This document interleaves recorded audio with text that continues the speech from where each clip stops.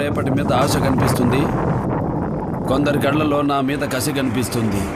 తాళి కట్టేదానికి వచ్చిన వాళ్ళు అక్కడే కూర్చోండి, నా తల కొట్టేదానికి వచ్చిన వాళ్ళు లేచి నిలబడండి.